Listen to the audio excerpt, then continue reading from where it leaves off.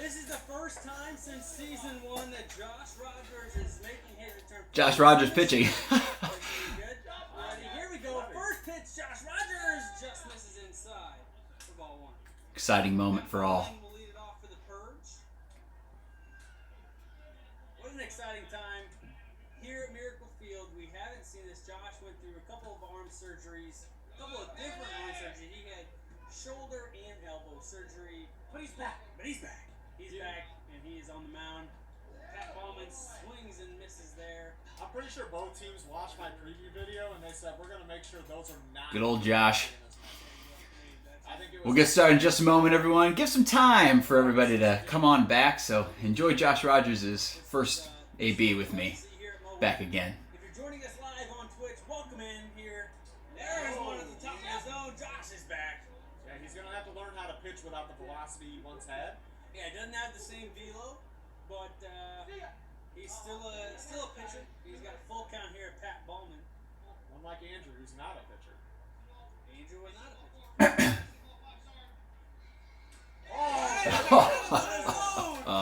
Oh, Pat. Oh, Pat, indeed. Yes, everybody. We are back, and it was great to see Josh Rogers back on the mound. There's going to be a lot of talk in this 56 and under episode on that game specifically, but we're going to talk about both series. Don't worry, we'll get it started. But happy Wednesday, Hopper fans, and welcome, ladies and gentlemen, to episode 3 of 56 and under, the only show in MO WIFF that knows exactly why there is a volleyball player on the court with a different color jersey on. Apparently, people don't know. None of you were right on the live stream. My name is Sam Skibbe, your host of MO WIFF's newest show on the weekly content schedule, live on Twitch every Wednesday, where instead of eating food on my lunch break, we can have our fill of whiffs instead. Don't forget to subscribe to the MO WIFF Twitch channel and hit that bell to be notified anytime we go live here on Twitch. I try to send a message in the group me on when I'm going to go live, about what time during my lunch break. Have some meetings that I have to get to later on today. So we're going to make sure that if you hit that subscribe button, hit that bell, you'll be notified as soon as I go live if I'm not able to make a message out to everybody. I did want to do a couple of shout outs before we begin. Since this is episode 3, I thought I would have 3 shout outs that I would do that all have something to do with number 3. My first one is congratulations to Johnny Gunn, drafted 3rd overall to the Metro Magic in MLW. It's always great to see cross wiffle ball across the country. I know we have a lot of that here in St. Louis with NWA, with LAWA, with MO WIFF, with SWBL. But it's also nice to see some of our Missouri brethren branching out into the big name time field with MLW. So congratulations, Johnny Gunn, joining Pat Ballman as our Missouri folk that are headed up to MLW to play in Brighton, Michigan. It's exciting to see, an exciting time to have Pat Ballman and then Johnny Gunn back-to-back years. My second congratulations goes to Jason Worstenholm. Congratulations on baby number 3, Jason. We're so glad everybody's healthy, and we're so excited to meet the new little girl in the Worstenholm family. So congratulations, Jason, on baby number 3. And finally, our final congratulations goes to Brian Hunter, who I heard grew 3 millimeters this past year. Sure, he just bought new shoes, but we're all rooting for you, Brian. Going to start this live stream a little bit differently. Last episode, in episode 2, there was some interest in doing a little power ranking segment. I know that monthly MO WIFF will come out with power rankings, and every month we will have, sorry, I'm just so distracted by the comments. You guys are really killing it on the comments. Love seeing it. But had to find, I couldn't think of a third one, Brian, I'm sorry. That had to do with the number 3, so I made something up, and I thought you'd enjoy it. So, power rankings, going back to it, last week I had the option of maybe doing a power rankings as kind of an extra segment on this. I don't think I'm going to do it every single time on 56 and under. I just think it's going to be something where maybe in the middle of the month. You know, I know Cam in the front office will be coming out with power rankings at the beginning of each month. I believe that's how we did it last year, monthly power rankings. So I thought maybe I would do a mid-month check-in to see how we can, how maybe the power rankings have shifted from the beginning of the month. Obviously, the only thing we have to go off of now is the preseason power rankings. So how this is going to work is I'm going to bring up a graphic on the screen, and it's going to show who my number 1 would be, and then we're going to go to number 2 all the way down, do a little bit of explanation about why I have here. But I feel like, actually I know, I have moved every single team in the power rankings from preseason. Will this be the same thing that the captains will vote on? Probably not. Just my opinion, just my thoughts on it. But my number 1 team in this mid-month power rankings, I know it's April 23rd, but the mid-month power rankings is going to be the Archers at 3-0, up 4 spots from their ranking previously. Excuse me. Up 3 spots from the ranking previously. They were number 4 at the preseason. The Archers are one of the 2 teams that are 3-0, and you gotta hand it to James Klein. He is not only looking like the rookie of the year, but is also looking like a Cy Wiffle contender, absolutely. If he continues this dominance week after week, you're not gonna see probably a better pitcher throughout this season. James Klein is absolutely crushing it in his rookie year, hoping the kid can stay healthy. Obviously with baseball going on as well, we're really hoping that he stays healthy for both seasons, MO WIFF and his baseball season that he plays in as well for his high school season.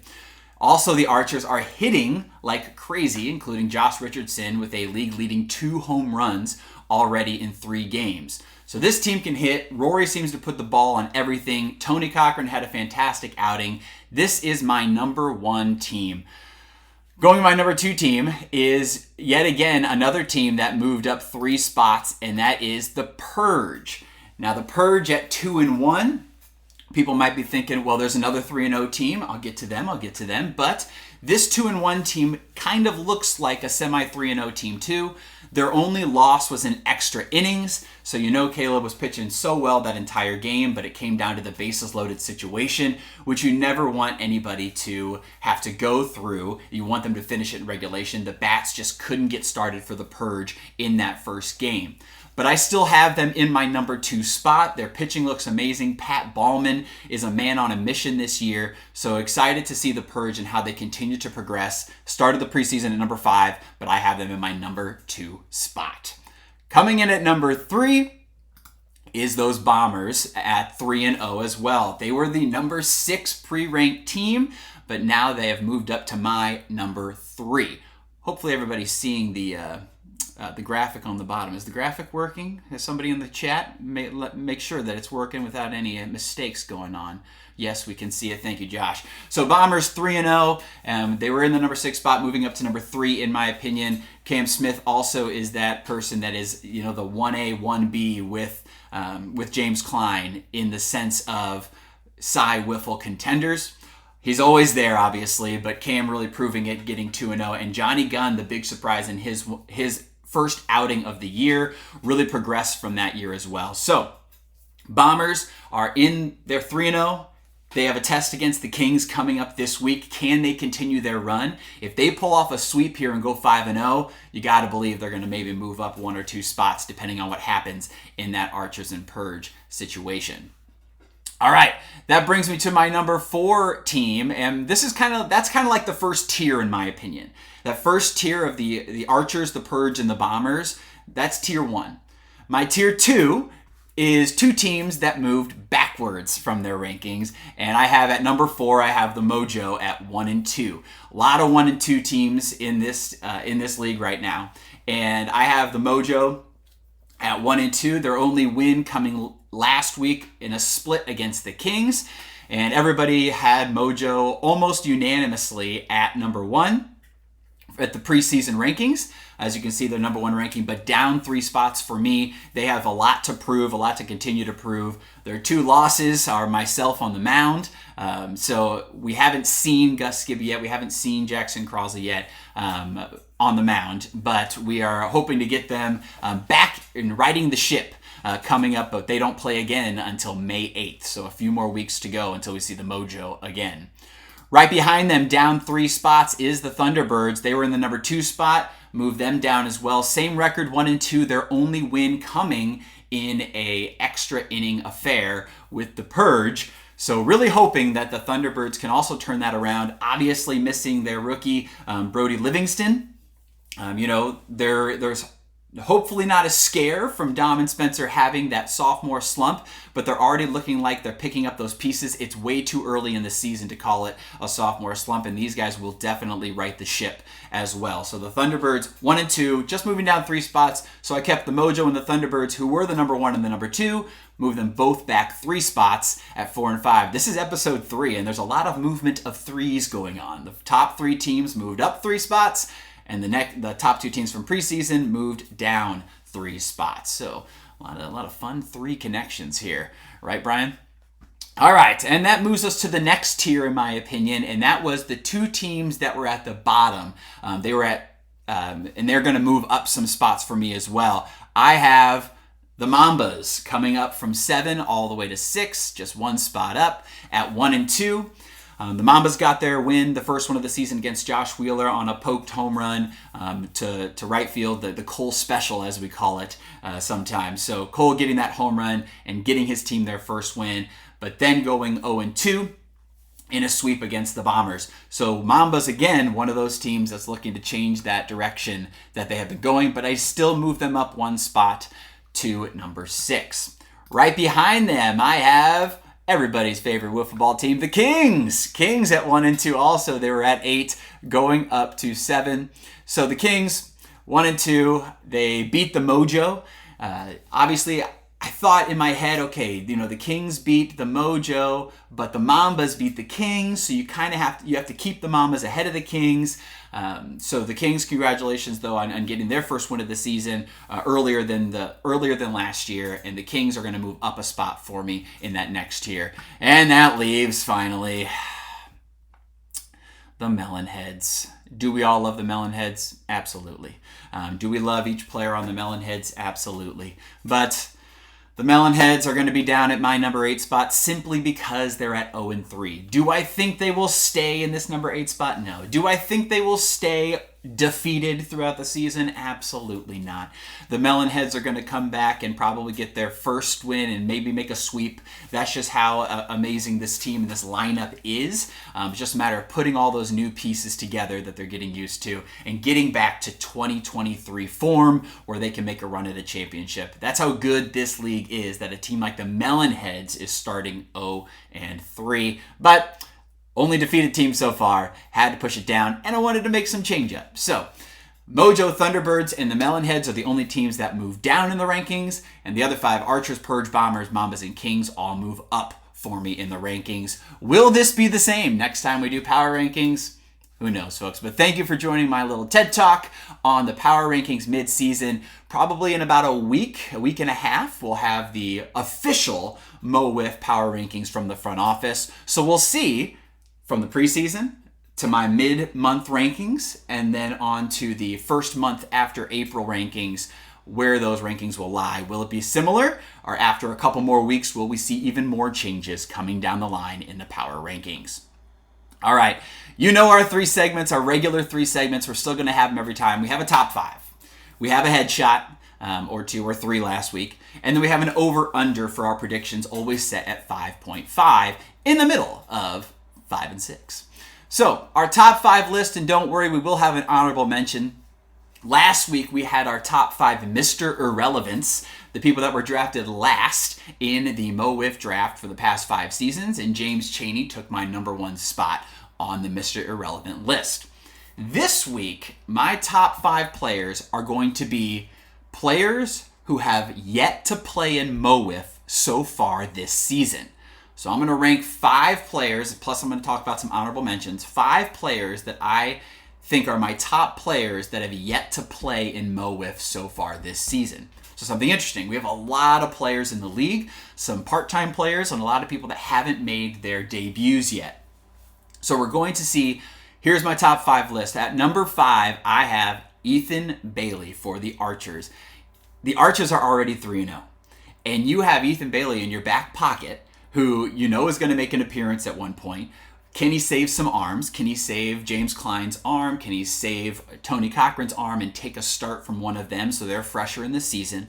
And he has the bat to complement that lineup.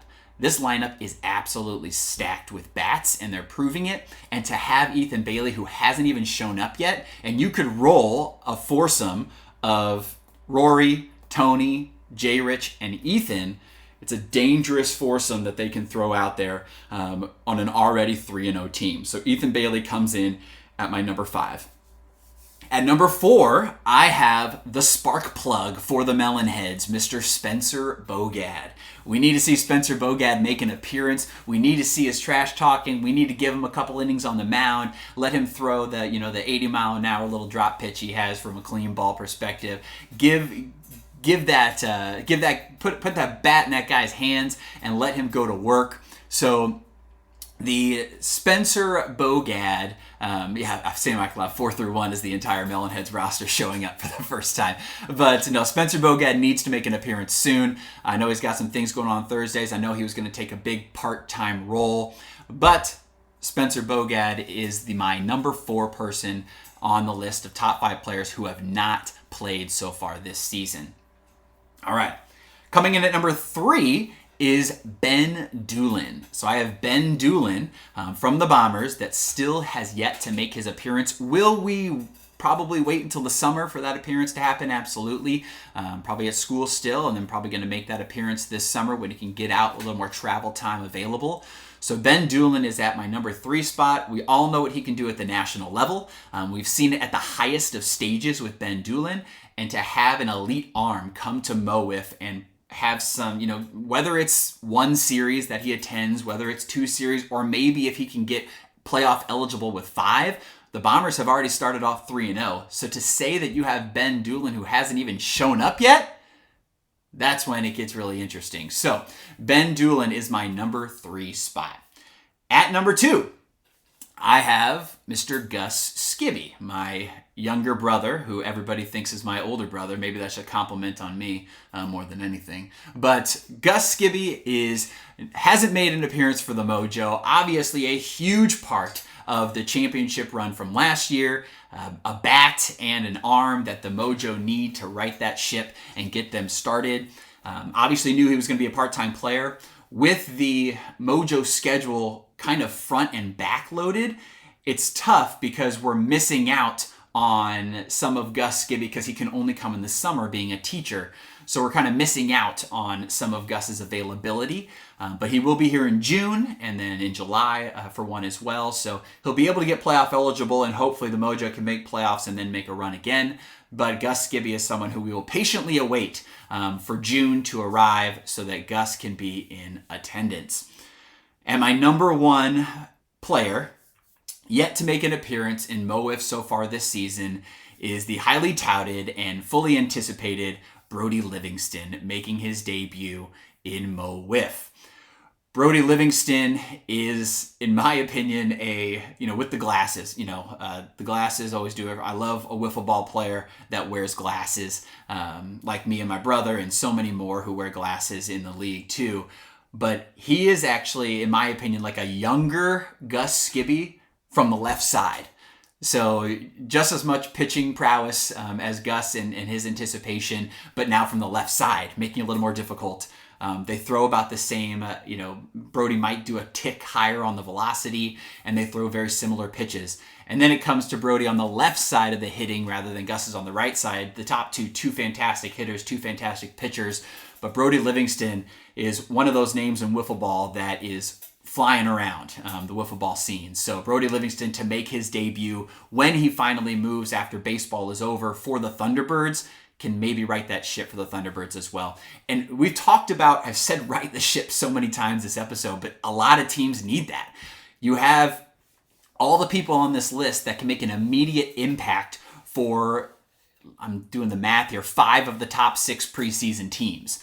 So Ben Doolin for the Bombers, obviously coming in, they're already 3-0. Ethan Bailey coming in for the Archers, already 3-0.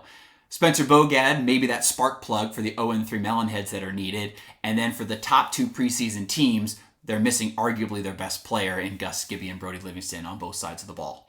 So this is a top 5 list of players that I know everybody is excited to see for the first time. When will their debuts happen?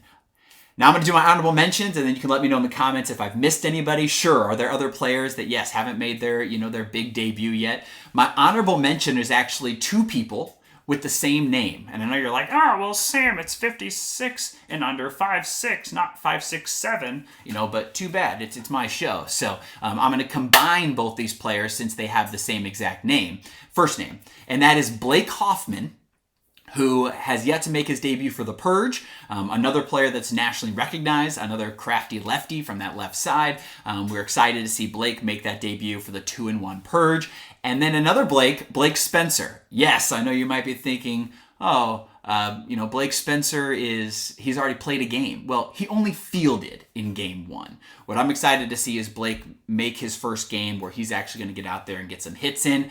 He came up huge for the Mojo last year in many situations, notably hitting the home run off Cam when the Mojo were shorthanded in a 1-0 game. Jackson closed the door on the mound, and Blake got the home run. And I think Blake surprised himself in that video. It's one of the best reactions I've seen in a home run on a video. Oh, thank you, Josh. Solid Kermit voice. I do a lot of great voices. My best impressions are probably Mickey Mouse and Donald Duck. I can have them talk to each other. And I do a good Minnie Mouse as well, watching a lot of Mickey Mouse Clubhouse. But Kermit the Frog voice actually came when I was in college. My a cappella group did a song, and we actually had Kermit the Frog come on and talk. So that's one of them too. Yeah, you might want to hear him. I know, people might want to get out there, but I think that's going to have to be, down the line, or in person. But I'm gonna leave that as a teaser, maybe for next episode for sure. So just remind me next time, everybody, as well. I know you're all dying to hear it. Mickey Mouse for sure. I had my elementary school students when I was a teacher convinced that I was the backup voice of Mickey Mouse, and I actually found 2 episodes, and I was like, yeah, these are my 2 episodes on Mickey Mouse Clubhouse when the original voice was gone. So yeah, I had 8, 9, and 10-year-olds convinced. So there you go. All right, so honorable mentions, Blake Hoffman and Blake Spencer. Thank you for joining me for the top 5 list. I'm actually very excited for this week's headshots. Last week, we had Cole Layton for the dropped ball error that cost them the game. We had Jason Worstenholm, who, yes, last week was a little bit of a blunder, but this week that we've had was fantastic. Jason, you did a great job with the live stream and the videos and getting everything ready to go. And you just had your third child, so I know it might be kind of take a back seat, and it should, because family should be the priorities for this coming week, but we'll try to pull it all together. So good job, Jason, this past week. We're excited to see the future of the live stream at MO WIFF. And then I also gave a huge headshot to the MO WIFF offense, and guess what? That continued, folks. We had 1-0 games all the way around. The headshots still happen for the MO WIFF offense, but that's not what I'm going to focus on today. My first headshot of the week goes to the Thunderbirds' own libero, Mr. Dom Satrowski. Dom Satrowski apparently chose the uniform, and this is the game. Apparently chose the blue uniforms and ended up wearing the orange of the Thunderbirds anyway, from what the rumor has told.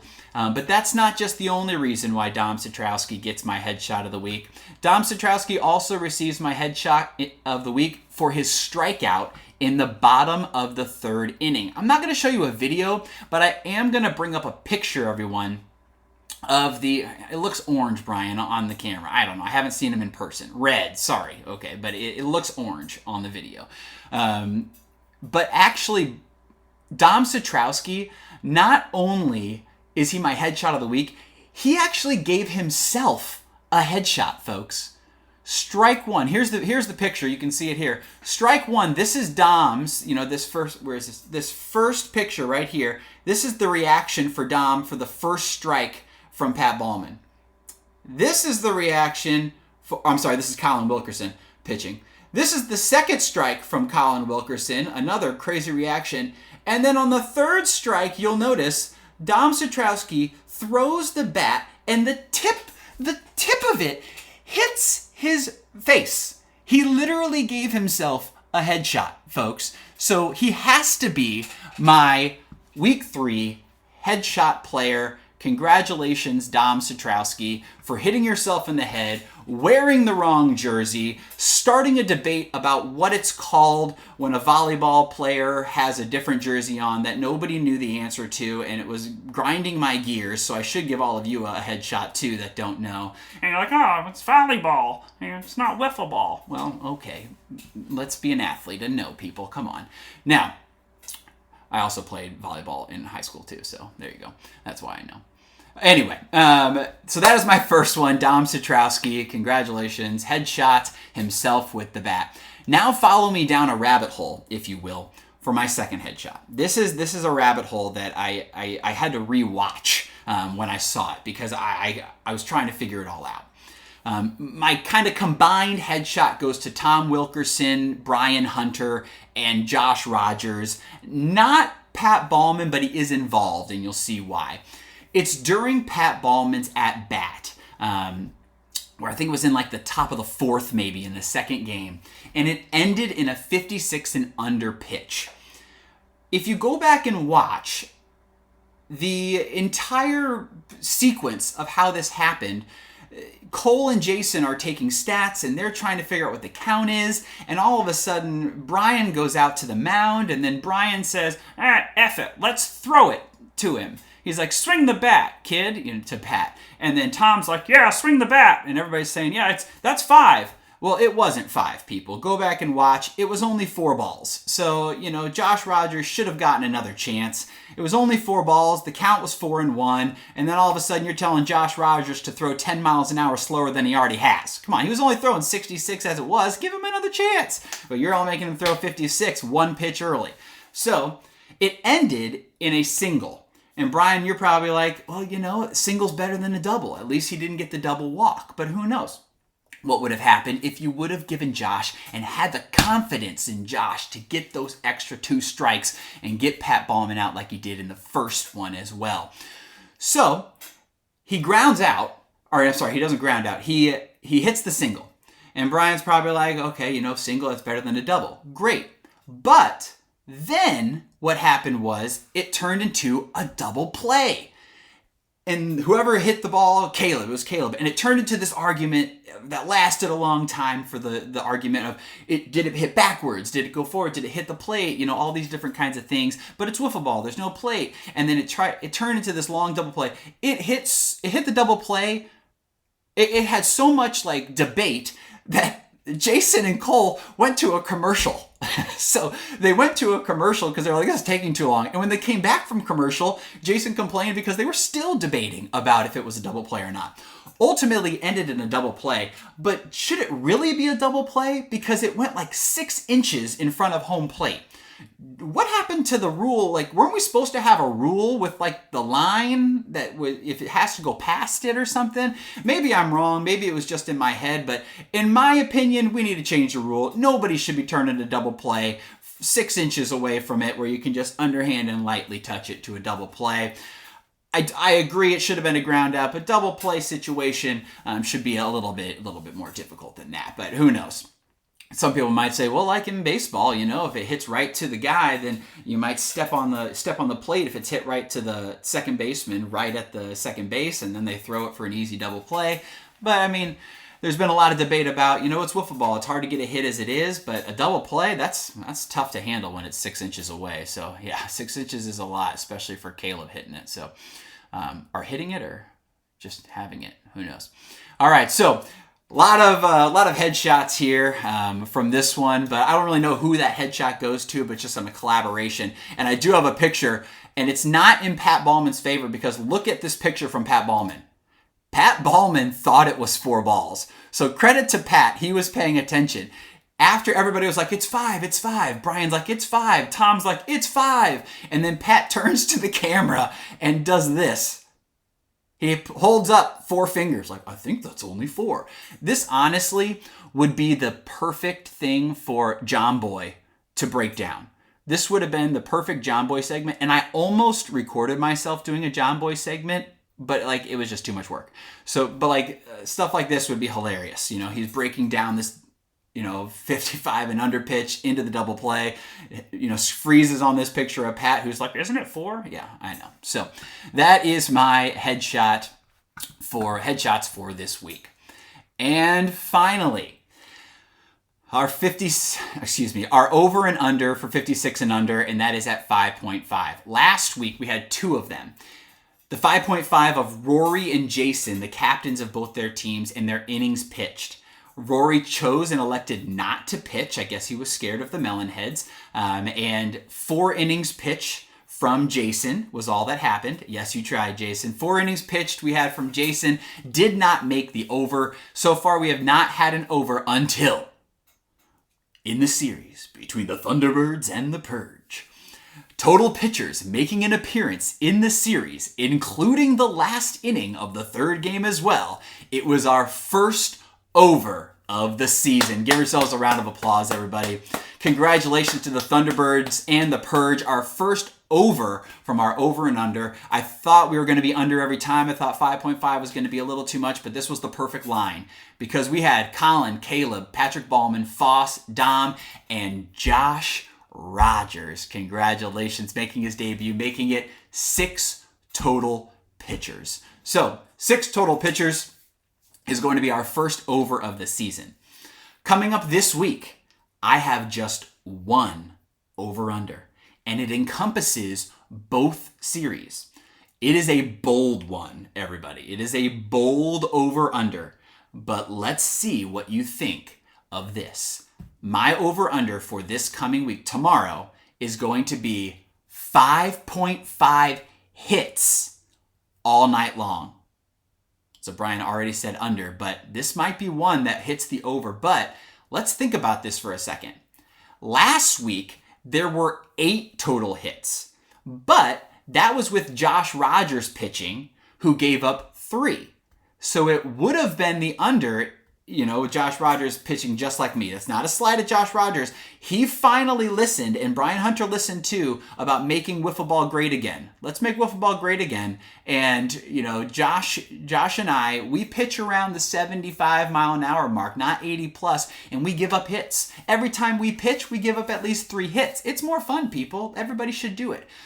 But if Josh wasn't pitching that week, and you had Spencer Foss pitching that entire game, do we see 5 still? Do they have a chance at more of a no-hitter kind of situation? So, Josh Rogers pitching gave up the 3. Without Josh or myself there to give up 3 hits in the low 70s, will we see more than 5? Will we have the over on 5.5?